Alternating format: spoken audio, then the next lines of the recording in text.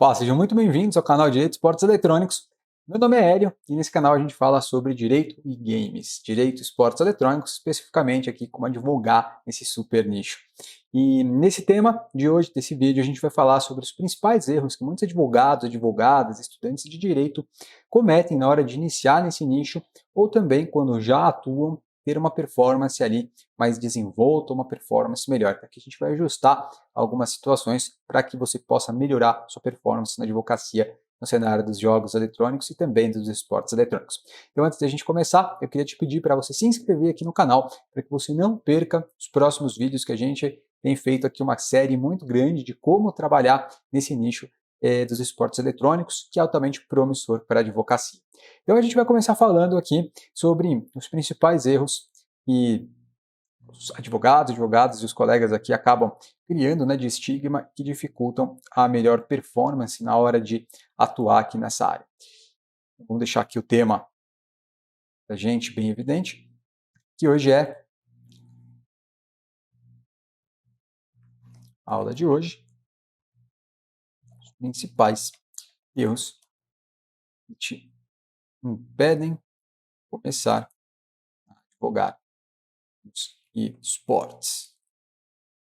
E é uma área, gente, querendo ou não, eu não sei se é o primeiro vídeo que você assiste, se você já assistiu algum vídeo mais, até recomendo que vocês assistam, mas é uma área absolutamente promissora para a advocacia. Nós somos 89 milhões, hoje em 2022, consumidores de jogos eletrônicos. E diferente do direito desportivo tradicional, que é absolutamente fechado, absolutamente limitado, enquanto existem essas modalidades desportivas tradicionais, aqui para os jogos eletrônicos, para o cenário dos esportes eletrônicos, é completamente diferente. A gente tem muita gente consumindo, tem muita gente tentando competir hoje, e o fato de os esportes eletrônicos serem baseados na tecnologia, e a tecnologia permitir aqui uma alta inclusão de várias pessoas, isso faz com que o mercado se desenvolva, se profissionalize cada vez mais, isso traz uma alta demanda jurídica para os advogados e advogadas. Então, na medida em que você passa a conhecer um pouco mais o direito dos esportes eletrônicos e também os jogos eletrônicos como produto base para o desenvolvimento dessa atividade, dessa modalidade,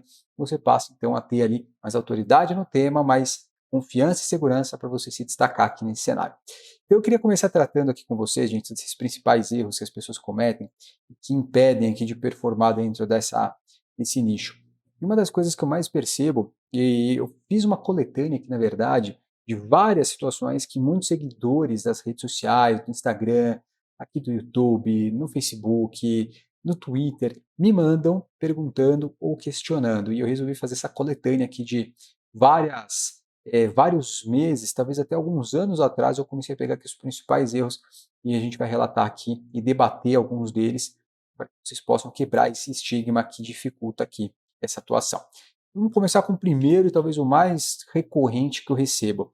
Hélio, eu preciso fazer uma pós-graduação específica em esportes eletrônicos, em direito desportivo ou em qualquer outra área do direito para eu conseguir ter uma base dos esportes eletrônicos? E, gente, a grande verdade é que não, tá?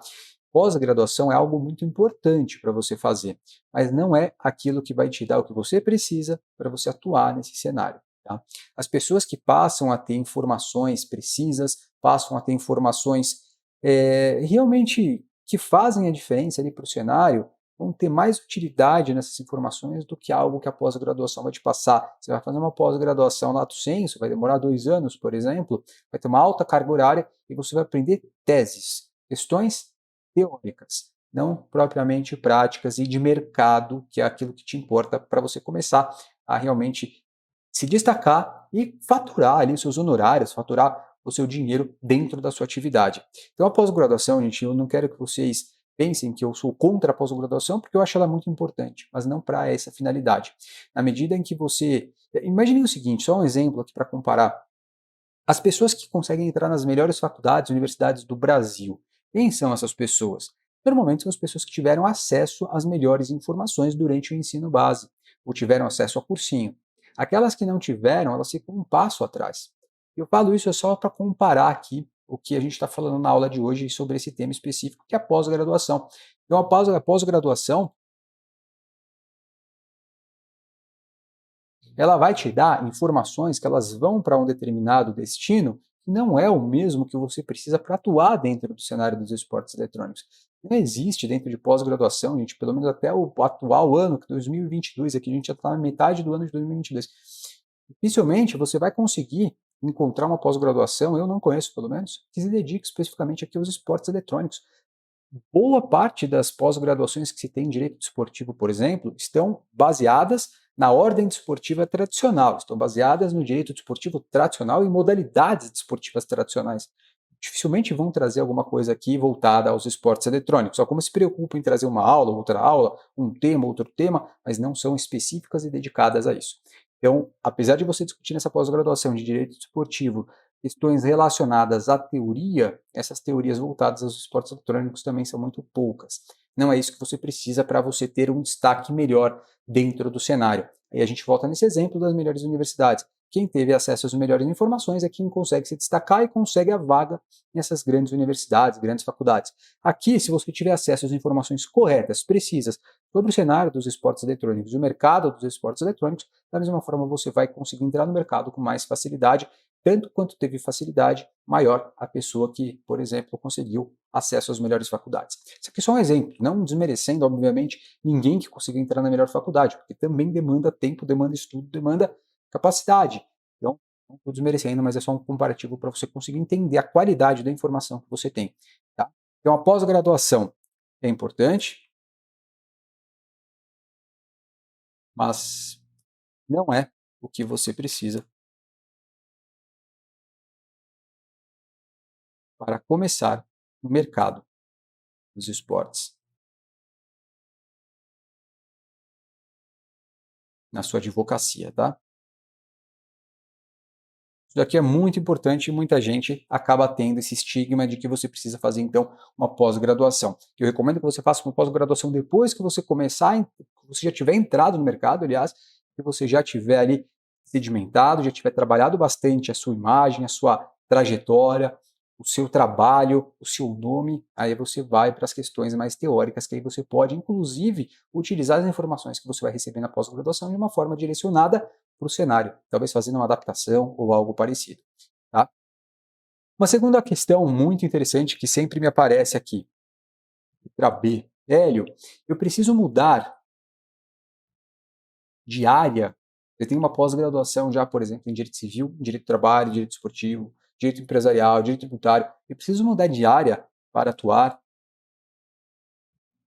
com esportes eletrônicos? Não, tá? Essa é a resposta aqui de bate-pronto. Não. O que acontece, gente? Quando a gente fala em áreas de atuação do direito e comparado aqui com o nicho dos esportes eletrônicos, os esportes eletrônicos eles não são uma área do direito. É um nicho de mercado e que ele tem incidência de várias áreas do direito. A gente tem o direito civil, direito tributário, o direito desportivo, o direito do trabalho, enfim, o direito penal, tem diversas áreas do direito que se aplicam ao nicho dos esportes eletrônicos. Exemplo, você pega um time de esporte eletrônico, ele é constituído sob a forma empresarial, limitada, pode ser um time, uma sociedade, né, limitada. Você vai ter ali as questões voltadas ao direito empresarial, muitas vezes voltadas ao direito comercial, enfim, são questões aqui voltadas à constituição do time e ao seu desenvolvimento. E a gente tem uma questão muito específica nisso, que é o cenário dos esportes eletrônicos. É algo muito específico. Mas isso não significa que você precise mudar de área para isso. Quando você tem aqui uma formação numa determinada área e você pode atuar dentro do nicho dos esportes eletrônicos com a sua área, nada de errado. A diferença é que muitas vezes certas áreas dentro do nicho vão ter mais incidência e outras menos incidência.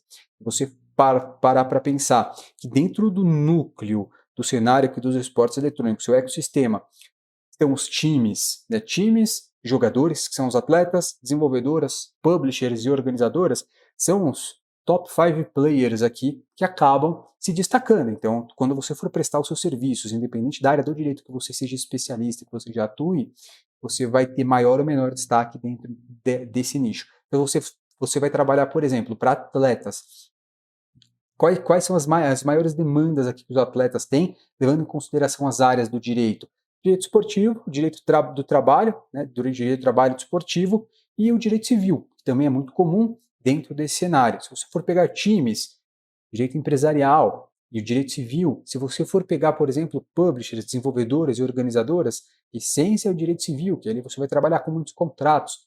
Então, percebam que dentro do nicho dos esportes eletrônicos, você tem incidência de várias áreas do direito. Então, você não precisa mudar de área. Se você quiser, por exemplo, se você trabalha com propriedade intelectual e você quiser trabalhar com um subnicho que tenha maior destaque, tenha mais recorrência, maior volume de trabalho, maior volume de dinheiro rodando, aí é diferente e não tem nada de errado nisso. Você pode ter a sua atuação dentro do nicho dos esportes eletrônicos em direito, voltado aqui ao direito autoral, né? E você também pode ter aqui uma segunda vertente, uma segunda linha de trabalho, que é o direito do trabalho desportivo, que também gira aqui muito dinheiro, muito volume de trabalho. Então não tem nada de errado em você trabalhar nessas duas linhas, nessas duas vertentes. Então você não precisa mudar de área especificamente para conseguir entrar nesse nicho, tá? Qualquer área que você atuar, qualquer área que você seja especialista, você pode passar a conhecer aqui o cenário dos esportes eletrônicos. É óbvio, não basta você, por exemplo, ter especialidade no direito tributário, por exemplo, e não conhecer o produto dos esportes eletrônicos, que são os jogos eletrônicos, como eles são feitos, produzidos, como eles funcionam, qual é a mecânica desses jogos, porque tudo isso vai influenciar de um lado e de outro. Então, na hora de você colocar a sua expertise em direito tributário dentro desse nicho, você precisa conhecer o produto do seu cliente, né? Também o cenário que ele atua, que ele, enfim, ele trabalha, porque é isso que vai fazer a diferença e vai te ajudar a se destacar aí no cenário, tá? Terceiro erro, aliás, terceiro erro mais comum e que as pessoas acabam confundindo aqui e tendo uma dificuldade na hora de separar as coisas. Muita gente pensa, fala o seguinte, né, Hélio, eu conheço muito dos jogos eletrônicos, eu jogo há muitos anos, conheço vários títulos, vários jogos, conheço as regras, conheço como eles funcionam e, enfim, eu não consigo entender muito como eu faço para entrar nesse nicho e, enfim, eu acho que isso pode ser o suficiente para me tornar um especialista, um expert nessa área. É verdade, isso daqui é um dos critérios, um dos requisitos que você tem, que é um destaque, tá? Mas isso não é só, gente. Pense o seguinte, se você entrar aqui partindo do pressuposto de que você conhece jogos porque você joga, mas se você não entender o lado jurídico, né, do direito, você também vai ter uma grande dificuldade. Então você precisa unir muito um ao outro, tá? Então, por exemplo, quando você pega as questões voltadas à criação de servidores piratas, por exemplo, que é algo que é muito comum, né, que aqui é o direito digital puro que a gente chama, tá? Teve sei lá, um hacker que criou um servidor pirata e ele está desenvolvendo o servidor, administrando o servidor em prejuízo da empresa que tem ali ou licenciamento ou que é desenvolvedora de fato do programa ali do jogo. Isso faz com que a empresa tenha um prejuízo muito grande. Você, como advogado, apesar de conhecer todos os jogos, ou seja, conhecer o jogo específico ali de que criaram um servidor pirata, o que você faria, né, com base aqui, utilizando as ferramentas processuais para inibir ou para derrubar esse servidor pirata que foi construído? Percebe? Então aqui a gente tem duas coisas diferentes. A gente precisa entender que é importantíssimo você compreender os jogos, como eles funcionam e também o cenário dos esportes eletrônicos, né, que eles se desenvolvem em cima dos jogos. Os jogos são a base do cenário dos esportes eletrônicos, mas você também precisa entender do direito. Então você precisa compreender aqui, por exemplo, no direito processual civil, qual ferramenta que você utilizaria se você tivesse que pedir aqui uma tutela antecedente, né, em caráter de tutela de urgência, tutela de evidência.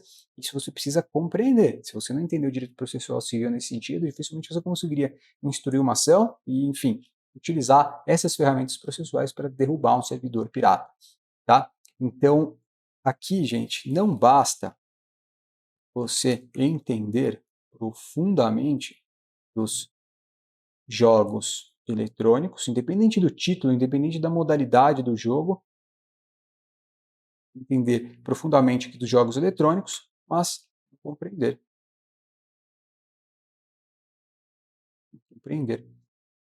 o direito, tá? E da mesma forma, não adianta você ser doutor, livre docente em direito e não compreender aqui a fundo como funcionam os jogos eletrônicos. Vocês percebem que tem que ter um ponto de equilíbrio para tangenciar esses dois tipos de conhecimento?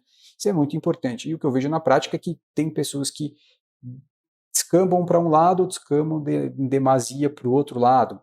isso acaba tornando ali algo assimétrico que não vai te ajudar aqui a se destacar no cenário, tá? Então isso aqui é muito importante você compreender também. E, aliás, até uma subdivisão desse último erro que a gente falou, tem muita gente que fala assim: "Ah, eu assisto os jogos, eu compreendo os jogos, sei como funciona ali o cenário dos esportes eletrônicos". Legal, da mesma forma, isso é importante você entender do cenário dos esportes eletrônicos. É importante entender o cenário dos esportes eletrônicos, mas você também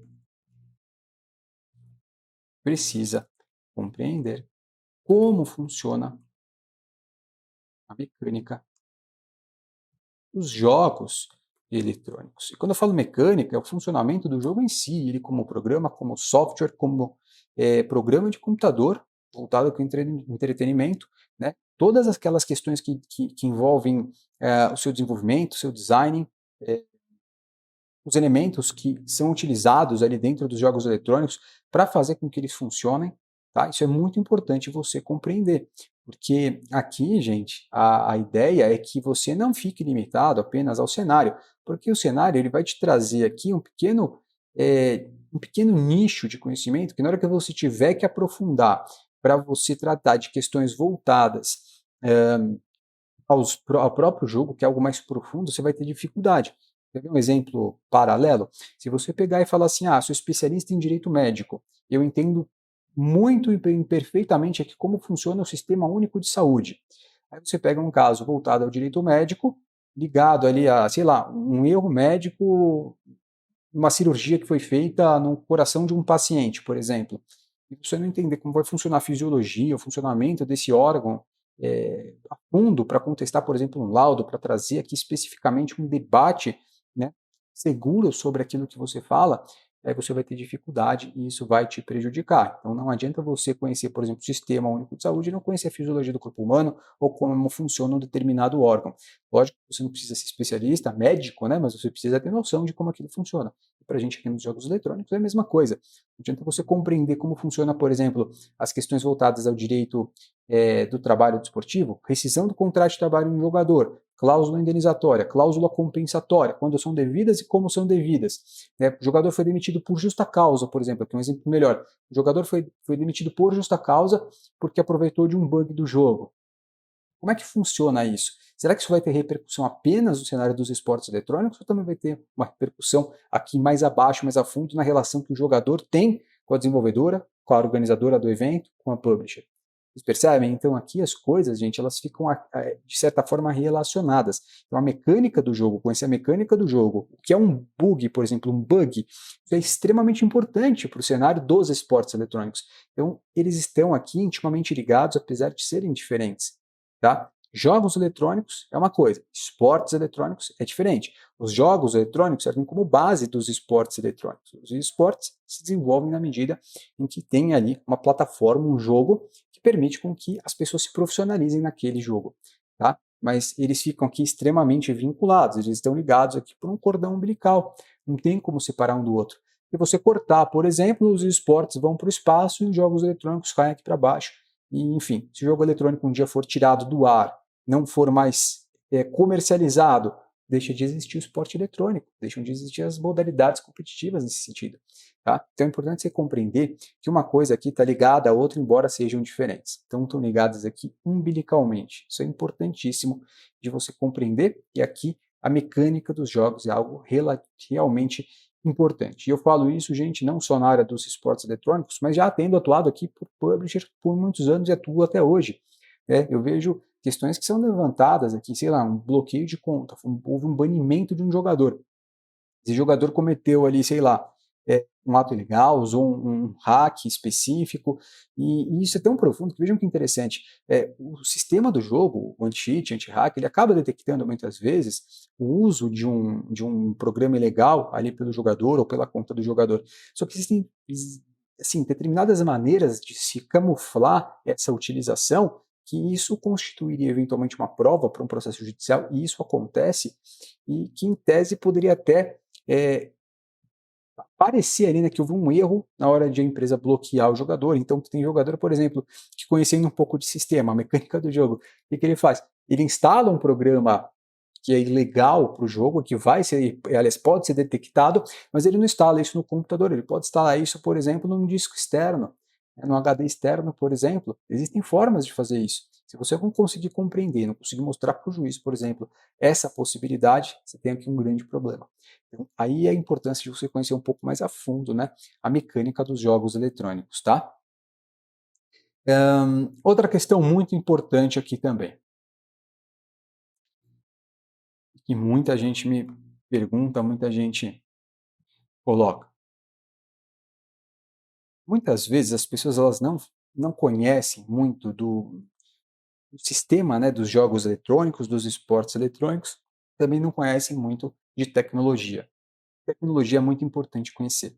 Se você for atuar nesse nicho, nesse mercado, você precisa ter uma noção do que é a economia digital, gente. E é ela que vai ajudar a gente a situar, vou chamar de economia digital aqui, tá? Mas para vocês entenderem, né, o que é importante você compreender. Isso também é mais ou menos parecido aqui com o que seria, por exemplo, a mecânica do jogo.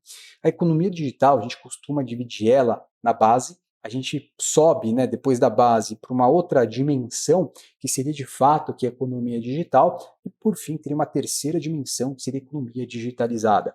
Tá? O que seria isso daqui passo a passo? Quando a gente fala na base, qualquer infraestrutura da internet, infraestrutura das telecomunicações, são justamente aquelas empresas que permitem com que, por exemplo, a internet, com que empresas de hardware, de software, estejam aqui se comunicando e possibilitando com que uma e outra traga aqui para o consumidor, para o destinatário final ou para uma determinada população, um determinado serviço que permite a conexão ou a interconexão, e isso daqui serve para a gente enxergar, né, esse sistema com uma base digital, né, com uma base da tecnologia. E é importante você saber isso, gente, porque, hora ou outra, quando você pegar um caso mais simples que seja, relacionado ao direito do consumidor, por exemplo, volto lá à questão do bloqueio de conta, que é muito comum.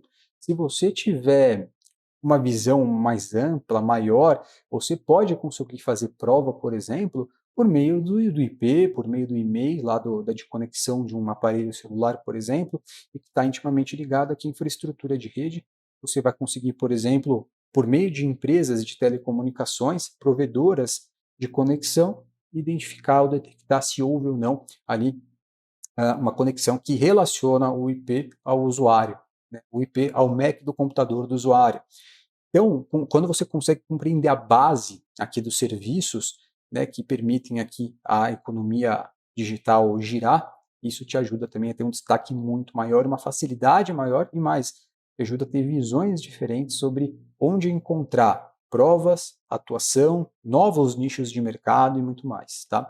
Quando a gente vai para uma segunda dimensão, então a gente tem a base aqui, a base digital, infraestrutura, por exemplo, tá? Aí numa segunda dimensão, que seria de fato a economia digital.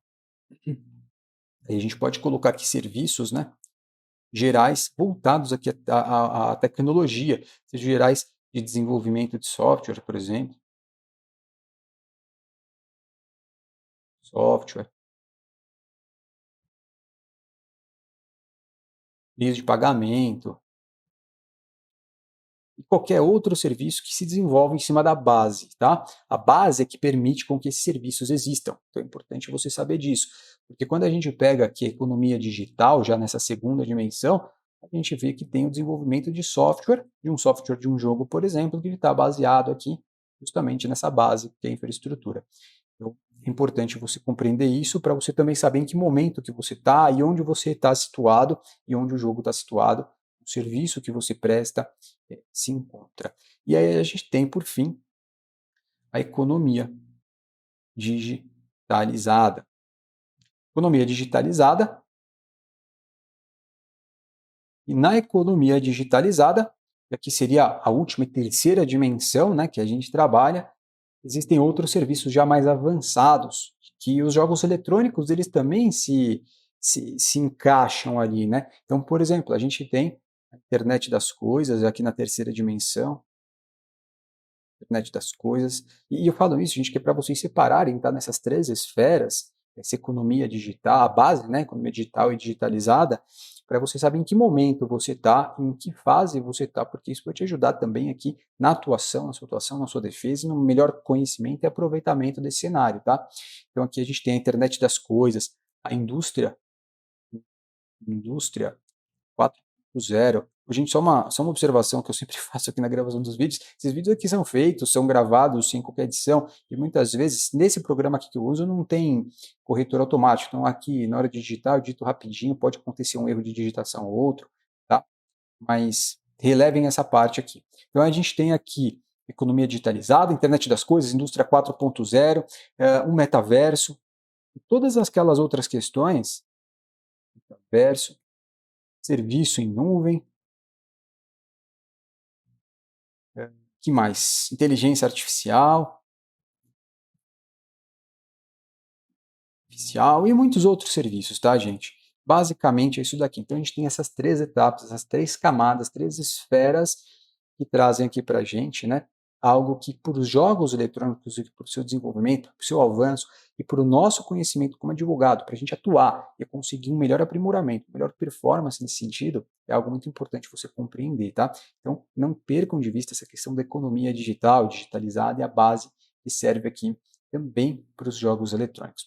Vamos para uma última questão que muito me perguntam, que muito me colocam aqui, que está muito ligado ao direito dos esportes eletrônicos, e a gente teria muitas outras questões a discutir, a gente vai tratar isso nos próximos vídeos, é, as questões voltadas aqui à ordem desportiva, tá? Muita gente pensa que o direito dos esportes eletrônicos ele se adequa ou se ajusta como uma luva à legislação que existe atualmente, que é a nossa Lei Pelé, Lei Geral do Desporto, e as pessoas pensam que os esportes eletrônicos se ajustam adequadamente. E na verdade é que não. A gente tem aqui uma dicotomia muito grande entre as modalidades desportivas tradicionais e a modalidade desportiva aqui dos jogos eletrônicos, dos esportes eletrônicos. Por quê? Quando a gente fala de futebol, por exemplo, vôlei, basquete, são modalidades desportivas que são públicas, não tem um dono e não tem ninguém que, enfim, tenha um registro do futebol em seu próprio nome para, enfim, poder licenciar, usar, dispor, fruir, reivindicar ou qualquer outro tipo de coisa que traga uma propriedade do futebol, né? Então é por isso que eles precisam de algumas entidades de administração do desporto. E isso faz parte basicamente da ordem desportiva. E para os esportes eletrônicos, isso é muito diferente, porque a gente tem um jogo eletrônico que é baseado em direitos autorais, né, que é um produto privado registrado e quem basicamente coordena ali das coordenadas a desenvolvedora, ou seja, quem tem ali a propriedade. E aí a gente tem aquelas questões voltadas, né, à interseção, né, dessas entidades de administração do desporto aos jogos eletrônicos. Será que elas podem administrar? Será que não podem administrar? E o que eu quero dizer com isso? Que a gente precisa ter cuidado na hora de afirmar ou trazer afirmações baseadas justamente nessas questões voltadas à ordem desportiva, para saber se os esportes eletrônicos estão ou não submetidos ali à ordem desportiva, ou seja, as entidades de administração do desporto. Já estão surgindo muitas aqui no Brasil, em diversas federações e confederações que foram criadas para gerenciar e tratar as questões voltadas aqui ao direito dos esportes eletrônicos. Será que isso pode? Será que isso não pode? E aí que a gente tem que ter um cuidado na hora de decidir, tá? E uma questão muito importante também que muitos colocam, as pessoas falam, né? E aí o que mais está dentro da ordem desportiva? Tudo aquilo que se tem dentro da legislação geral do desporto, como por exemplo o sistema antidopagem, dopagem, as questões voltadas ali ao próprio direito do trabalho, né? Esportivo, enfim, tudo aquilo que a gente vê dentro da legislação geral do desporto, lei geral do desporto, a gente precisa fazer, fatiar, né, e saber aquilo que se ajusta, que se adequa aos esportes eletrônicos ou não. E vejam que eu não estou dizendo aqui que você tem que escolher aquilo que é melhor, o que é mais conveniente, não é isso. Aqui, a Lei Geral do Desporto, ela é uma carta aberta, basicamente, e que não é feita para nenhuma modalidade esportiva específica. Então, a gente não tem ali, sei lá, a Lei Geral do Desporto voltada para o futebol, embora, na prática, ela tenha sido mais direcionada para o futebol do que para qualquer outra modalidade esportiva. Mas ela serve para qualquer modalidade esportiva. Tanto é que no artigo 1º, artigo 2º da Lei Geral do Desporto, a própria lei traz para a gente que a prática não formal, né, que não tem a tutela de entidades de administração do desporto, ela é caracterizada ali basicamente pela liberdade lúdica dos participantes. Então, qualquer atividade que seja uma manifestação cultural, ela pode ser reconhecida ali como uma atividade desportiva, tal como é aqui para a gente os esportes eletrônicos. Então, acho que é mais ou menos isso. Nessa aula, nesse vídeo aula de hoje, a gente fica por aqui. Eu queria pedir mais uma vez para vocês seguirem aqui o canal, darem um joinha aqui no conteúdo para ajudar e para que vocês também possam receber aí os novos vídeos. E a gente se encontra lá nas próximas aulas.